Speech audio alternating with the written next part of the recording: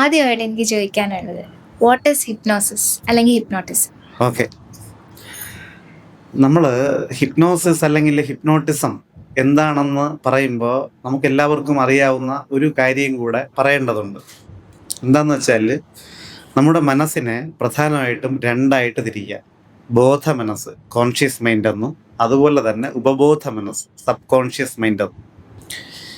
നമ്മുടെയൊക്കെ ബോധ മനസ്സ് നമ്മുടെ ആകെ മനസ്സിൻ്റെ 10% മാത്രമേ വരുന്നു. എന്നാൽ ബാക്കി 90% ഭൂരിഭാഗവും ഉപബോധ മനസ്സാണ്. ഈ ഹിപ്നോസിസ് എന്ന് പറയുന്നത് നമുക്ക് ആവശ്യമായ മാറ്റങ്ങൾ ഉപബോധ മനസ്സിൽ വരുത്തിക്കൊണ്ട് നമ്മിൽ ഗുണകരമായ മാറ്റങ്ങൾ വരുത്തുന്ന പ്രക്രിയയ്ക്ക് പറയുന്ന പേരാണ് ഹിപ്നോസിസ് അല്ലെങ്കിൽ ഹിപ്നോട്ടിസം എന്ന് പറയുന്നത്. പക്ഷേ ഇത് തെറ്റിദ്ധരിക്കപ്പെട്ട ഒരു മൊഡാലിറ്റിയാണ്. പലരും ധരിച്ചു വെച്ചിരിക്കുന്ന എന്താന്ന് വെച്ചാൽ, നമ്മുടെ മനസ്സിലെ രഹസ്യങ്ങൾ ചോർത്താൻ ഉപയോഗിക്കുന്ന ടൂൾ എന്നാണ്. ഞാൻ തന്നെ പലരോടും എനിക്ക് ഹിപ്നോസിസ് അറിയാം, നിങ്ങൾ റിലാക്സ് ചെയ്യുന്നതിന് വേണ്ടി, നിങ്ങളെ റിലാക്സ് ചെയ്യിക്കുന്നതിന് വേണ്ടി ഞാൻ ഒന്ന് ഹിപ്നോസിസ് ചെയ്യട്ടെ എന്ന് ചോദിച്ചാൽ പലരും സമ്മതിക്കാറ്. കാരണം അവരുടെ തെറ്റിദ്ധാരണ ഇത് മനസ്സിലെ രഹസ്യം ചോർത്തുമെന്നാണ്. പക്ഷെ അങ്ങനെയല്ല.